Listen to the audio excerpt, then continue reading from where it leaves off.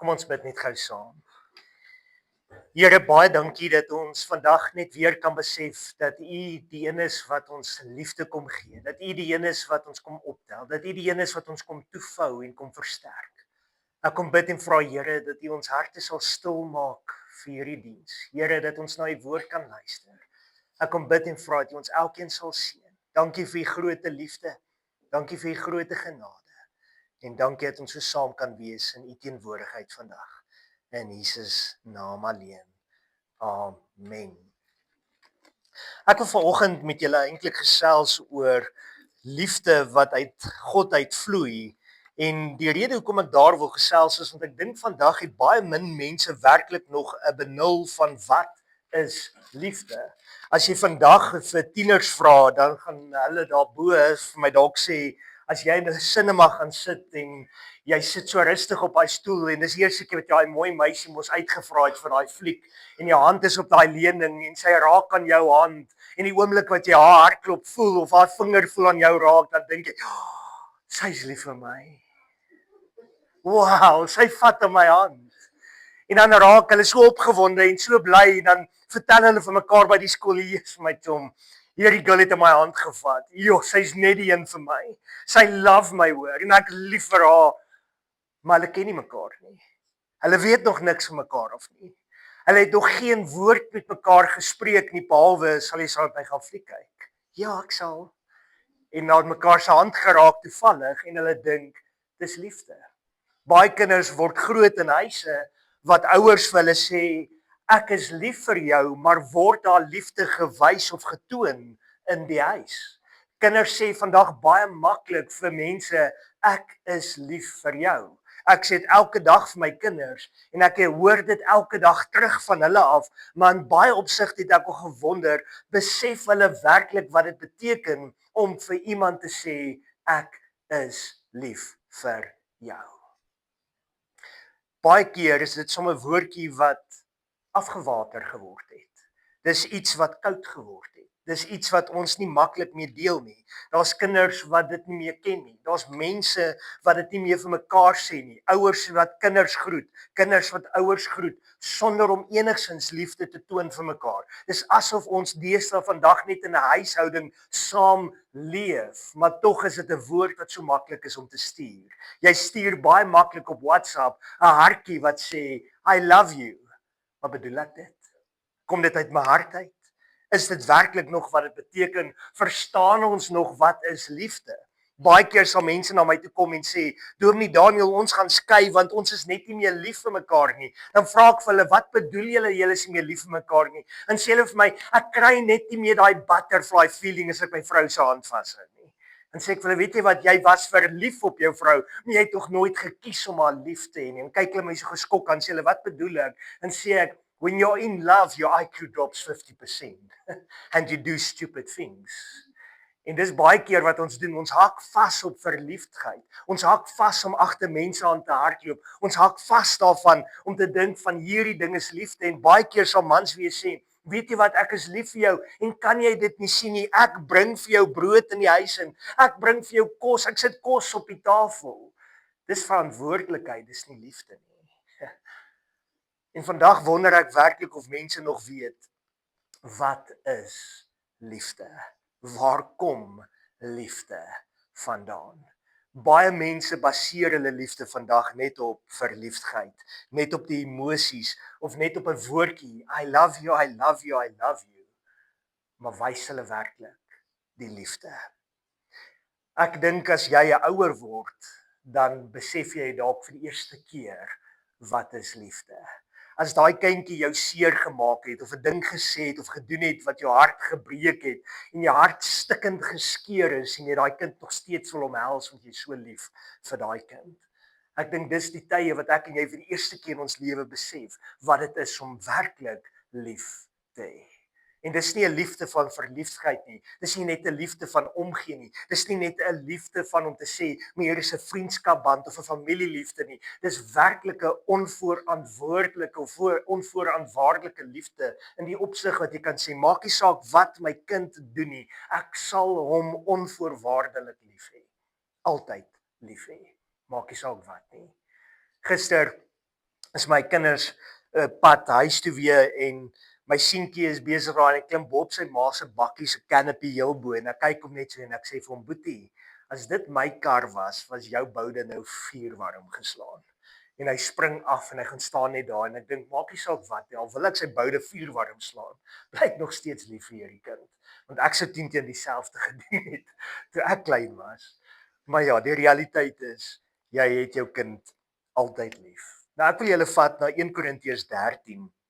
En hier is 'n gedeelte wat eintlik julle baie goed ken. En dis eintlik wat ons baie keer gebruik by trou. Is baie keer sal gebruik om vir 'n paartjie in die huwelik te kom verbind. Maar as jy nou hierdie gedeelte gaan kyk, dan sien jy eintlik om beskryf Paulus iets baie diepers in hierdie gedeelte. Hy kom wys vir ons eintlik wat is liefde? Waar kom liefde vandaan? En dan kom wys hy ons wat liefde moet wees in 'n huwelik, in 'n huis, in 'n gesin. En as jy na hierdie liefde gaan kyk, is dit baie dieper. Hy begin met hierdie woorde en hy sê: "Al sou ek die tale van mense en engele spreek en ek het nie die liefde nie, dan het ek 'n klinkende metaal of 'n lydende simbaal geword." Luister mooi na daai woorde.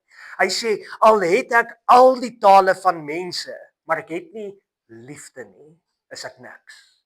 Dan is ek eintlik 'n ding wat net 'n geraas maak. Is ek eintlik 'n metaal wat net lawaai. Ek is niks sonder liefde nie. En hierdie liefde wat eintlik hiervan gepraat word, is nie die gevoel van wow, ek het hierdie girl se hand vasgehou nie. Dis nie daai butterfly feeling nie. Dis nie daai gevoel of daai kyk, hier's die girls, julle het die ou het vir my gekyk vanoggend nie. Nee, dis nie daai ding nie.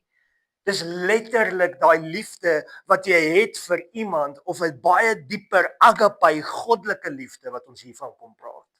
En dis 'n liefde wat uit God uit in jou en my moet inkom. En sonder hierdie liefde van God kan ons nie lief hê nie. Met ander woorde, enige iemand kan verlief raak. Enige iemand se IQ kan 50% val en hy kan begin stupid goed doen. Dis maklik. Dis nie die moeilike deel nie. Die moeilike deel is om vir iemand lief te wees.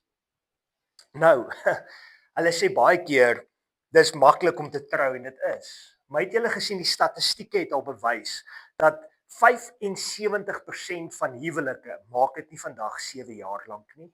Hoekom nie? Want dis moeilik om lief te hê. Ek het al hoeveel keer gesien dat mense wil skei oor stupid goed. Byvoorbeeld, die toiletpapier in die badkamer. Moet hy agter hom lê of moet hy voor hom hang? Tandepasta, moet hy ondergedruk word of moet hy bo gedruk word? So what? Dit maak nie saak nie. Maar mense kies maklik om oor klein goedjies te pak, klein goedjies te stry en hulle kies nie meer liefde nie en hulle moet liefde kies sodat hulle hierdie huwelike en verhoudings kan laat werk. As mense net sou besef het dat tandepasta, toiletpapier en ligte aan of gordyne oop of gordyne toe niks van belang is in 'n huwelik nie, maar liefde is alles. Johannes 13 vers 34 tot 35 sê vir ons: "Ek gee julle 'n nuwe gebod dat julle mekaar moet lief hê. Hieraan sal almal weet dat julle kinders van God is deur die liefde wat julle vir mekaar het." Met ander woorde, Korintiërs kom Paulus en hy sê vir ons, as jy nie liefde het nie, is jy niks nie. Johannes kom en hy sê, as jy nie liefde het nie, dan word jy nie eens gekenmerk as 'n kind van God nie. Met ander woorde, hy maak 'n beklemtoning, hy maak 'n standpunt om te sê, jy het God in jou lewe nodig om liefde te kan gee. En dis 'n moeilike ding. Kyk, as jy party dae stoute kinders het, dan dink jy by jouself, Here, ek wil hierdie kind nie vandag lief hê nie, ek wil hom sommer vir jou stuur. Gaan jy hom kom haal of gaan ek hom vir jou stuur? Maar die realiteit van die lewe is nie dat jy 'n kind wil weg hê nie. Die realiteit is dat jy 'n kind wil opvoed in liefde, dat jy 'n kind nader aan God wil trek, dat jy hom wil vorm, dat jy hom wil verdiep. En waar begin dit? Deur 'n liefdesverhouding wat jy met God het en wat jy uitleef in jou huis. In Korintiërs 13 vers 2 sê, en al sou ek die gawe van profesie hê en al die geheimenisse weet en al die kennis en dan sal ek al die geloof en dat ek berge kon versit en ek het nie die liefde nie, het ek niks. Jy kan al die kennis, jy kan al die wysheid hê, jy kan al die verstand hê, jy kan die slimste mens wees, jy kan die rykste mens wees, jy kan berge kan versit, jy kan enigiets bekom, maar as jy nie liefde het nie, het jy niks. Jy het God nodig. Met ander woorde, dis maklik om vir iemand te sê ek's lief vir jou, maar as God nie in jou lewe is nie, as God nie 'n deel van jou lewe gevorm het nie, is dit leë woorde, is dit leë blikke wat jy rondry. Ek het altyd gekyk en dink ek vir myself, die Amerikaners, as hulle daai karre ry wat sê agterop just married met die blikke wat agterna sleep, en dink ek vir myself, dis totaal die teenoorgestelde van liefde, want dis leeg wat hulle sleep. Dis so goed soos jy gaan staan in Vegas en jy trou. What happens in Vegas stays in Vegas. Is jy werklik lief vir jou gesin?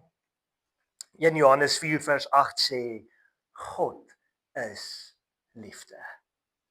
God is liefde.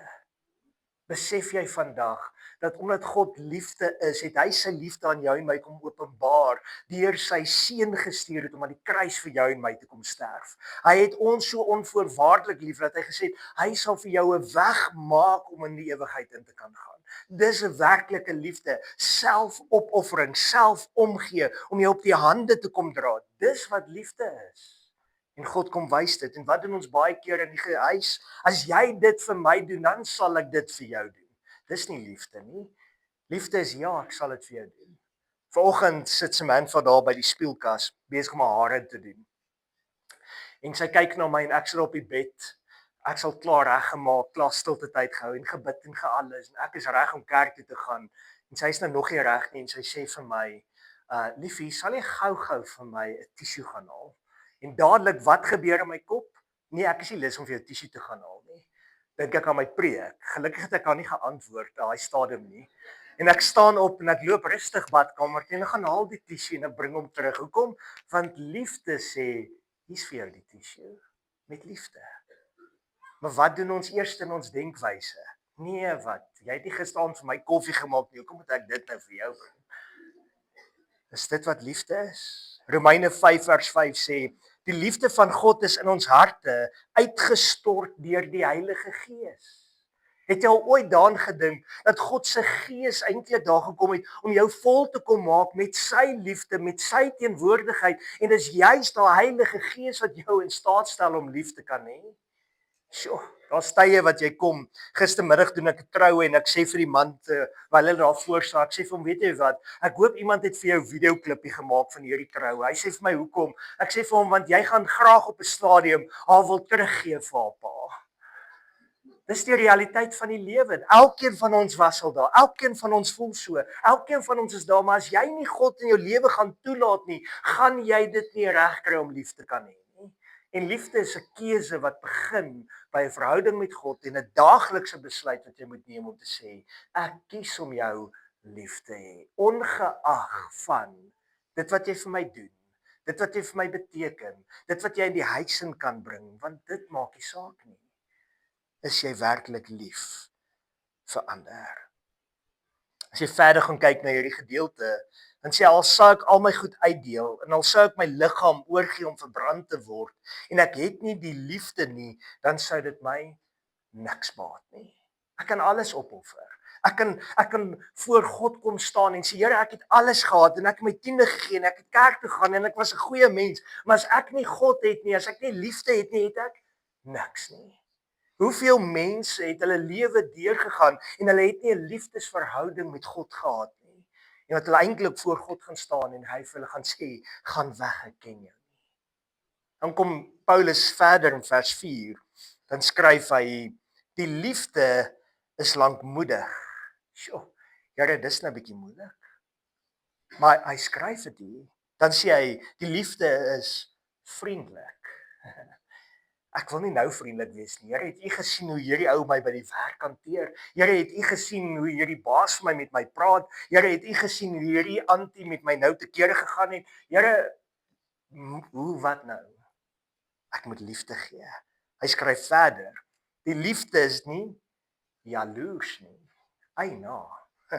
Here, maar daai ou kon nou 'n nuwe kar gekoop het. Here, joh, daai ou, kyk sy nuwe skoene. Here, my vrou, kyk hoe lief is almal vir haar. Ek spot nog altyd so en sê, weet julle wat, as 'n predikant moet ek my dood werk dat mense my moet lief hê.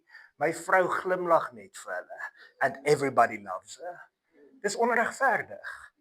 maar ek mag nie jaloers wees nie. Hier kom die volgende een. Paulus sê, die liefde praat nie groot nie. Eina, is nie opgeblaas nie. Handel nie onwelvoeglik nie. Soek nie sy eie belang nie. Word nie verbitterd nie. Reken die kwaad nie toe nie. Dis moeilik.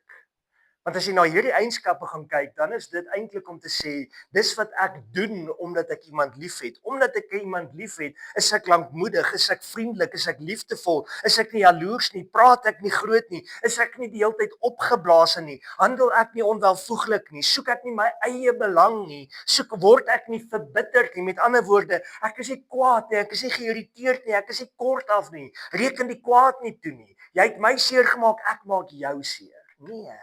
Omdat ek jou liefhet, sal ek jou beskerm, sal ek jou koester, sal ek jou op die hande dra. Dit gaan nou ewe skielik nie meer oor gee haar 'n roos nie. Dit gaan nie meer oor wat se sjokolade hou jy van nie. Dit gaan nie oor eet jy biltong nie. Dit gaan oor voel die persoon veilig by jou. In vers 6 is nie bly oor die ongeregtigheid nie, maar is bly saam met die waarheid. As ek altyd na hierdie gedeelte kyk, dan dink ek daaraan dat ons baie keer dink by onsself, ja, kry vir jou, jy wou my mos nou die aand haap en nou het jy lekker seer gekry. That's not love. That's not love. Is nie bly oor die ongeregtigheid nie, maar is bly saam met die waarheid. God is waarheid.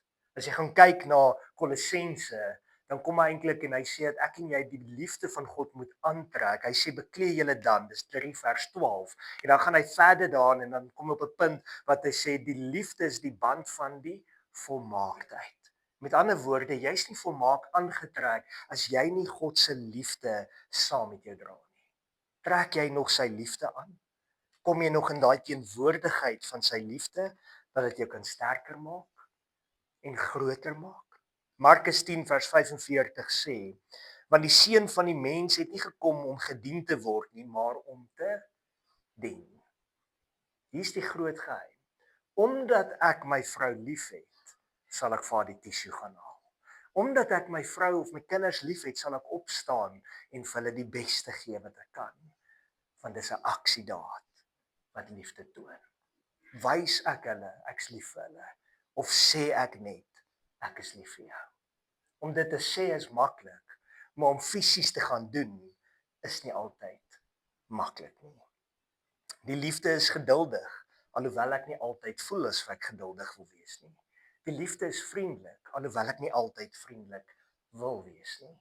Verstaan jy? Dis 'n groot uitdaging wat voor jou en my is. Efesiërs 5 vers 1 en 2. Wees dan navolgers van God en wandel in liefde soos Christus ons ook liefgehad het. Wandel in liefde soos Christus ons liefgehad het. Met ander woorde, dink gou 'n bietjie so daaraan. Het die mense altyd liefde vir Jesus getoon op aarde? Nee. Het hulle hom baie keer klippe gegooi? Ja. Het hulle hom baie keer afgekraak en sleg gesê? Ja. Wat het hy gesê aan die kruis toe hy daar hang? Vader, vergewe hulle want hulle weet nie wat hulle doen nie.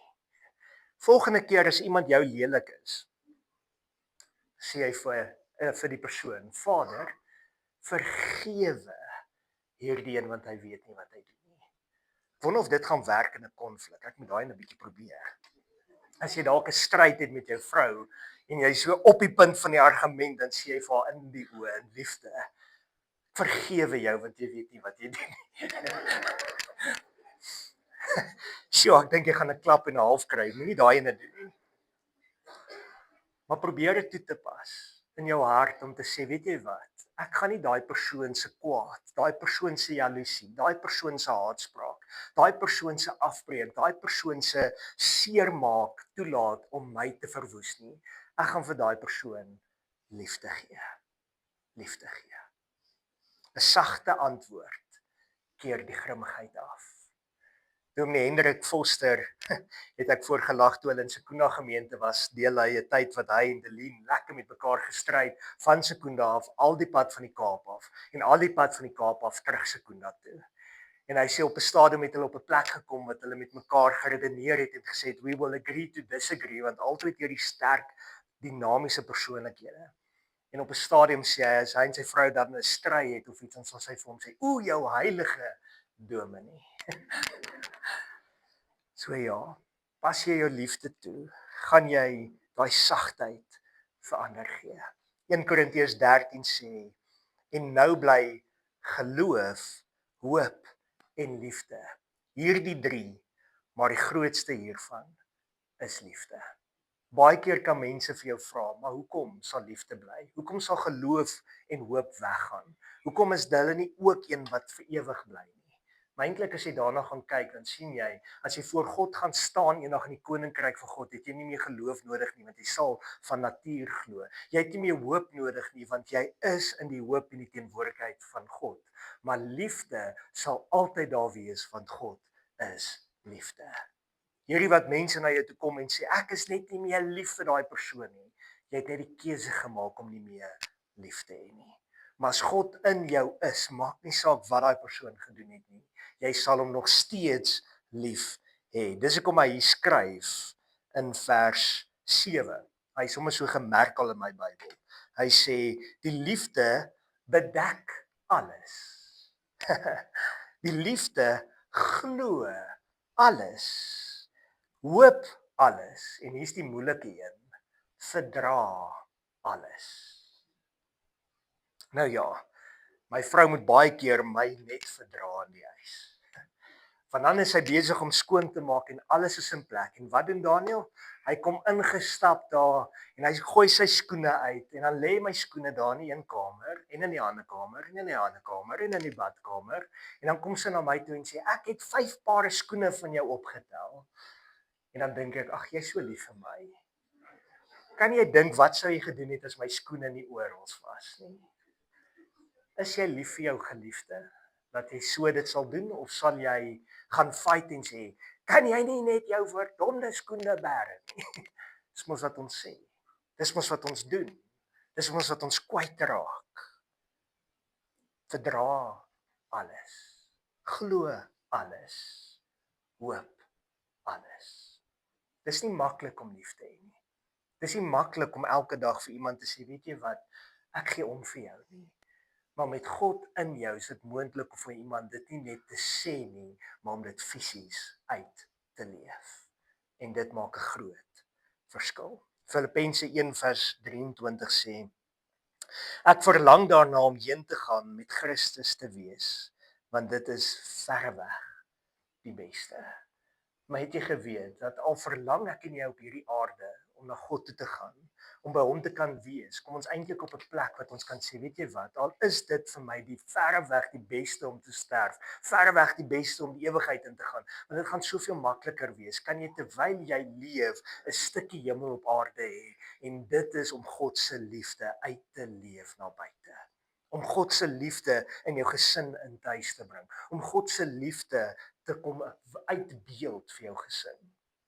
Ek het nou dag sê ek vir my seun, die beste manier wat jy vir iemand kan liefde wys is nie om dit te sê nie, maar om dit uit te leef. En as jy vir hom sê, ek is jammer oor iets, vergewe my, en jy wys hoe jy vergewe, dan leer jy eintlik vir daai kind hoe om onvoorwaardelik lief te hê, hoe om te vergewe, hoe om vry te kan spreek en hoe om ander te kan bou. Die liefde word elke dag bewys, uitgeleef, prakties in ons lewens. Dis nie aldag maklik nie. Dis nie aldag moontlik nie. Party dae is dit verskriklik moeilik. En party dae voel dit asof jou liefde van jou geskeur kan word. Maar jy kan na die Here toe gaan en sê, Here, help my om vandag lief te hê. Help my vandag om te vergewe. Help my vandag om iemand op die hande te dra. Help my vandag om daai persoon toe te dek en toe te spreek onder liefde. Ek onthou my lewe was al 2 keer in my lewe wat vir my die moeilikste ooit was om lief te hê.